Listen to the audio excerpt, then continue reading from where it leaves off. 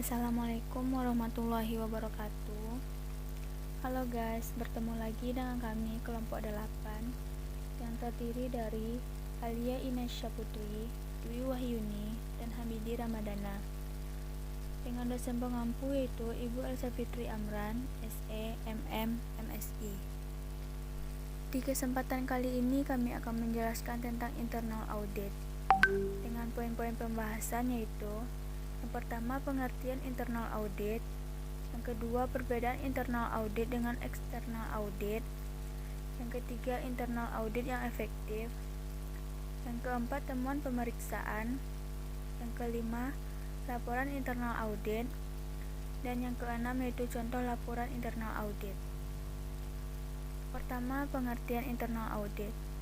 Audit internal adalah suatu fungsi penilaian independen yang dibuat dalam suatu organisasi dengan tujuan menguji dan mengevaluasi berbagai kegiatan yang dilaksanakan organisasi.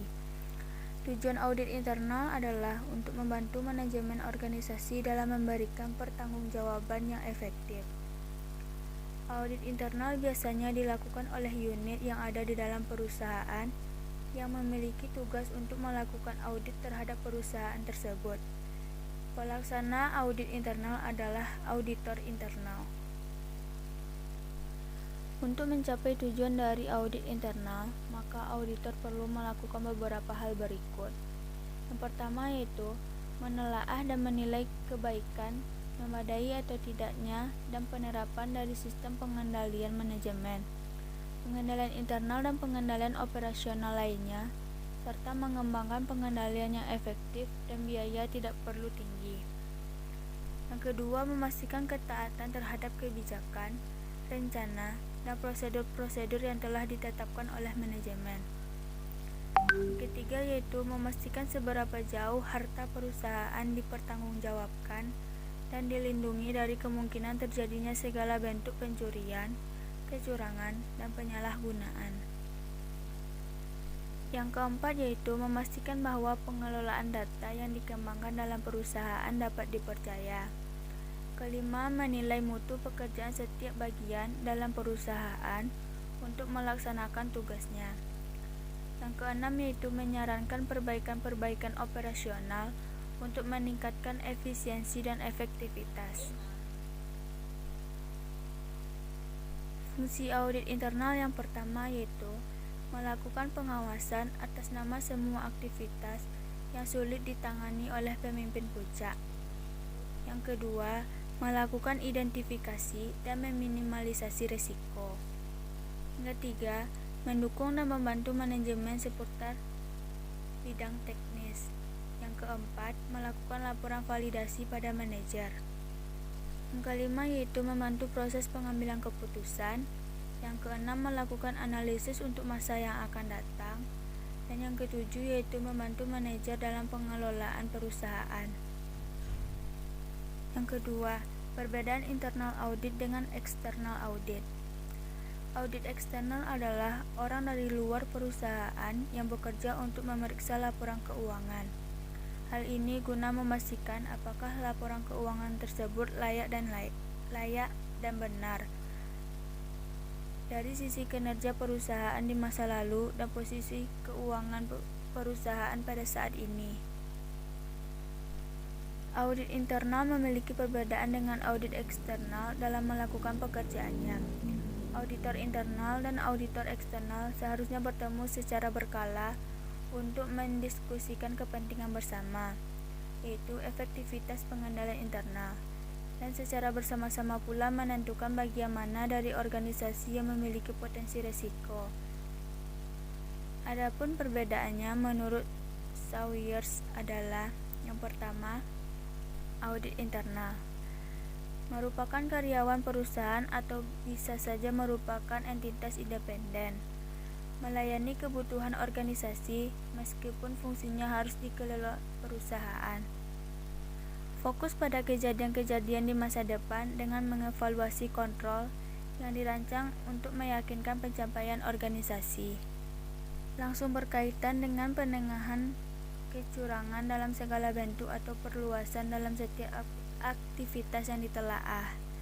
independen terhadap aktivitas yang diaudit, tetapi siap sedia untuk menanggapi kebutuhan dan keinginan dari semua tingkatan manajemen, serta menelaah aktivitas secara terus-menerus. Yang kedua, audit eksternal merupakan orang yang independen di luar perusahaan, melayani pihak ketiga yang memerlukan informasi keuangan yang dapat diandalkan. Fokus pada ketetapan dan kemudahan pemahaman dari kejadian-kejadian masa lalu yang dinyatakan dalam laporan keuangan. Sesekali memperhatikan pencegahan dan pendeteksian kecurangan secara umum, namun akan memberikan perhatian lebih bila kecurangan tersebut akan mempengaruhi laporan keuangan secara material. Independen terhadap manajemen dan dewan direksi, baik dalam kenyataan maupun secara material. Menelaah catatan-catatan yang didukung laporan keuangan secara periodik, biasanya sekali dalam setahun. Walaupun audit internal dan audit eksternal sama-sama independen dalam menjalankan aktivitas jasanya, namun audit internal tetap merupakan bagian yang integral, tidak dapat dipisahkan dari struktur organisasi perusahaan yang dimana perannya adalah memberikan pengawasan serta penilaian secara terus-menerus. Audit internal dikatakan independen apabila audit internal dapat menjalankan pekerjaannya secara bebas dan objektif.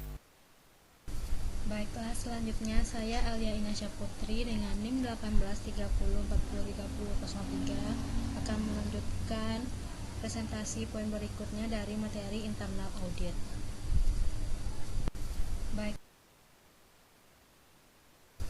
Baiklah, saya akan menjelaskan pada poin berikutnya, yaitu poin C tentang internal audit yang efektif. Internal audit yang efektif yang pertama, Departemen Internal Audit harus mempunyai kedudukan yang independen dalam organisasi perusahaan. Dibandingkan dengan CAP, merupakan pihak yang independen, Internal Audit sering dianggap tidak independen, karena merupakan orang dalam atau pegawai perusahaan yang menerima gaji dari perusahaan. Jadi, walaupun in fact internal auditor bisa independen, namun in appearance tetap terlihat tidak independen. Yang kedua, Departemen Internal Audit harus memiliki job description yang jelas. Job description atau position description dari masing-masing auditor intern harus tersedia, sehingga setiap auditor intern mengetahui dengan jelas apa yang menjadi tugas, wewenang, dan tanggung jawabnya. Selain itu, job description juga penting bagi auditor intern untuk career planning. Yang ketiga, Departemen Internal Audit harus mempunyai internal audit manual.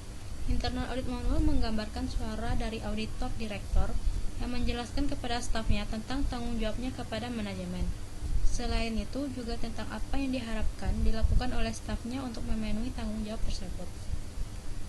Yang keempat, harus ada dukungan yang kuat dari top manajemen kepada Departemen Internal Audit. Tanpa dukungan yang kuat dari top manajemen, fungsi auditor akan impoten atau seperti pasukan yang diperintahkan maju ke medan perang tanpa dibekali oleh persenjataan yang memadai. Selanjutnya yang kelima, Departemen Audit Intern harus memiliki orang-orang yang profesional, capable, bisa bersikap objektif, dan mempunyai integritas serta loyalitas yang tinggi. Untuk bisa bekerja efisien, efektif, dan ekonomis, haruslah dipilih staf yang berkemampuan tinggi. Selanjutnya yang keenam, auditor intern harus bisa bekerja sama dengan akuntan publik. Seperti diketahui, laporan auditor intern digunakan untuk kepentingan intern atau digunakan untuk manajemen dan pemegang saham. Sedangkan laporan akuntan publik digunakan oleh pihak intern maupun ekstern seperti kreditur dan kantor pelayanan pajak. Dalam menjalankan pemeriksaannya, akuntan publik akan menilai apa yang dikerjakan auditor intern, dan laporan serta saran-saran apa saja yang telah dibuat oleh auditor intern sebagai hasil pemeriksaannya. Walaupun akuntan publik tidak bisa menjadikan hasil pekerjaan auditor intern sebagai ganti dari audit prosedur yang harus dilakukannya, namun demikian, akuntan publik tetap harus bekerja sama dengan staf dari perusahaan yang diaudit dan terutama bekerja sama dengan bagian audit intern. Bila departemen ini sudah bisa bekerja secara efisien dan efektif, serta bisa bekerja sama dengan akuntan publik, maka audit fee yang harus dibayar kepada CAP bisa ditekankan menjadi lebih rendah. Hal tersebut karena hasil kerja Departemen Audit Intern bisa mempercepat dan mempermudah penyelesaian pekerjaan KAP. Yang selanjutnya yang ketujuh, Departemen Audit Intern harus memiliki Internal Audit Charter. Internal Audit Charter harus disetujui oleh direksi dan atau dewan komisaris dan secara periodik terus direview oleh manajer. Baiklah, selanjutnya saya akan menjelaskan pada poin berikutnya, yaitu pada poin D tentang temuan pemeriksaan atau temuan audit. Yang pertama, saya akan menjelaskan tentang sifat temuan audit. Selama pelaksanaan pekerjaan, auditor internal mengidentifikasi kondisi-kondisi yang membutuhkan tindakan perbaikan. Penyimpangan-penyimpangan dari norma-norma atau kriteria yang dapat diterima disebut temuan audit atau audit findings. 1. Temuan audit dapat memiliki berbagai bentuk dan ukuran. Misalnya, temuan-temuan tersebut dapat menggambarkan tindakan-tindakan yang seharusnya diambil tetapi tidak dilakukan, seperti pengiriman yang dilakukan tetapi tidak ditagih. Selanjutnya, tindakan-tindakan yang dilarang, seperti pegawai yang mengalihkan sewa dari perlengkapan perusahaan ke perusahaan kontrak pribadi untuk kepentingannya sendiri. Selanjutnya, tindakan-tindakan tercela seperti membayar barang dan perlengkapan pada tarif yang telah diganti dengan tarif yang lebih rendah pada kontrak yang lebih menguntungkan. Selanjutnya, sistem yang tidak memuaskan seperti diterimanya tindak lanjut yang seragam untuk klaim asuransi yang belum diterima, padahal klaim tersebut bervariasi dalam jumlah dan signifikansinya. Selanjutnya, eksposur risiko yang harus dipertimbangkan. Selanjutnya yang kedua, temuan audit sering disebut kekurangan atau defisiensis. Yang ketiga, istilah temuan cenderung terlalu negatif, sedangkan kondisi relatif lebih tepat dan dianggap lebih nyaman, tidak memberi ancaman, dan tidak menimbulkan tanggapan defensif bagi audit.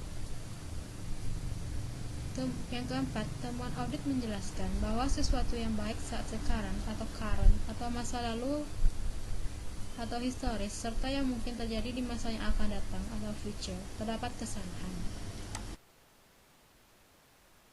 Selanjutnya, saya akan menjelaskan tentang ciri temuan audit yang baik.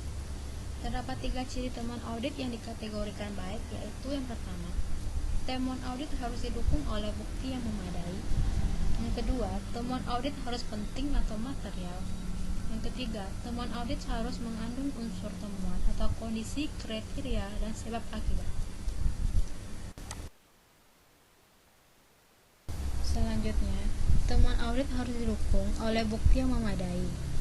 Temuan audit seharusnya didukung oleh bukti yang cukup agar auditor dan para pembaca temuan audit menjadi yakin tentang kebenaran isi temuan audit. Semua unsur kondisi, kriteria, dan sebab akibat harus didukung oleh bukti yang cukup. Pengembangan temuan audit dengan dukungan bukti yang kuat akan mempermudah penyusunan laporan sekaligus mempermudah penyiapan rekomendasi untuk mengatasi permasalahan audit. Selanjutnya, temuan audit harus penting atau material. Penting dan tidaknya suatu temuan diindikasikan apabila pengguna laporan keuangan mengambil tindakan atau kebijakan berdasarkan informasi yang ada dalam laporan temuan tersebut. Auditor judgment, yang merupakan pertimbangan profesional auditor, juga merupakan faktor dominan dalam menetapkan tingkat materialitas atau tingkat pentingnya suatu permasalahan. Selanjutnya, temuan audit harus mengandung unsur temuan, yaitu kondisi, kriteria, dan sebab akibat. Ciri ketiga adalah temuan audit harus menguraikan secara jelas kondisi, kriteria, dan sebab akibat. Dalam melaksanakan audit kinerja, kosakata yang paling dikenal dan selalu dicantumkan di ingatan auditor adalah kondisi, kriteria, dan sebab akibat. Pengalaman di lapangan menunjukkan kesulitan dalam pembuatan laporan audit yang cepat dan mudah dipahami seringkali berkaitan dengan pengembangan dan pengorganisasian atribut.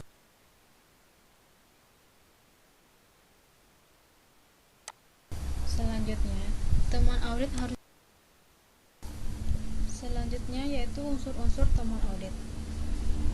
Unsur-unsur temuan audit meliputi 1. Kondisi, merupakan keadaan atau kejadian sebenarnya yang ditemukan oleh auditor selama proses audit dilaksanakan dan diselesaikan. Yang kedua, kriteria, Dua elemen penting dalam konsep kriteria yaitu tujuan dan sasaran bisa mencakup standar-standar operasi yang mencerminkan apa yang diinginkan manajemen untuk dicapai oleh operasi yang diaudit dan kualitas pencapaiannya. Yang ketiga, akibat. Risiko atau eksposur yang dihadapi organisasi karena kondisi tidak sama dengan kriteria atau akibat perbedaan. Yang keempat, sebab.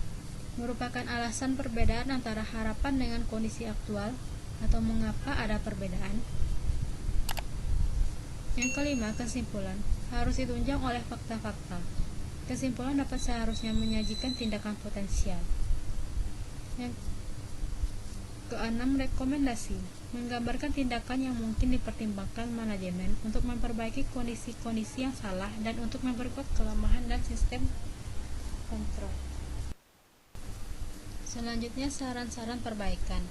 Saran-saran perbaikan dari seorang auditor pada temuan audit berfungsi untuk meningkatkan efisiensi dan efektivitas dari kegiatan-kegiatan di dalam perusahaan dan mencegah kecurangan terjadi atau fraud prevention. Selanjutnya, temuan audit yang dapat dilaporkan. Temuan yang dapat dilaporkan harus 1. Cukup signifikan agar layak dilaporkan ke manajemen. Yang kedua, didokumentasikan dengan fakta, bukan opini, dengan bukti yang memadai, kompeten, dan relevan. Yang ketiga, secara objektif dibuat tanpa bias atau prasangka. Yang keempat, relevan dengan masalah-masalah yang ada. Yang kelima, cukup meyakinkan untuk memaksa dilakukannya tindakan untuk memperbaiki kondisi-kondisi yang mengandung kelemahan. Selanjutnya, pendekatan untuk mengkonstruksi temuan. Faktor-faktor yang perlu dipertimbangkan internal auditor. 1. Tidak mengganti pertimbangan audit dengan pertimbangan manajemen. 2. Bertanggung jawab untuk memberikan bukti. 3. Tertarik pada perbaikan kinerja namun tidak mutlak. 4. Meninjau temuan audit secara kontinu. Selanjutnya, penelahan pengawasan atau supervisor review. Seharusnya setiap temuan audit yang dilaporkan telah melalui penelahan pengawasan atau supervisor review yang ketat. Tujuannya untuk mempertahankan kredibilitas aktivitas audit internal. Supervisor audit harus melakukan review secara rutin atau periodik untuk menjaga mutu atau kualitas audit. Selanjutnya, pelaporan temuan audit. Beberapa organisasi audit menyusun ringkasan eksekutif atas laporan audit internal. Ringkasan eksekutif biasanya dibuat dalam satu halaman, menjelaskan lingkup audit, menyajikan opini audit secara keseluruhan, menyajikan penilaian auditor atas objek atau operasi yang diaudit, dan menyebutkan temuan-temuan yang dapat dilaporkan. Selanjutnya, tindak lanjut. Kepala bagian audit harus menetapkan proses tindak lanjut untuk memonitor dan memastikan bahwa tindakan manajemen telah diimplementasikan secara efektif atau bahwa manajemen senior telah menerima risiko untuk tidak mengambil keputusan. Saya Hamidi Irbadana, NIM 1830400338 akan melanjutkan materi berikutnya, yaitu laporan audit internal. Laporan audit internal.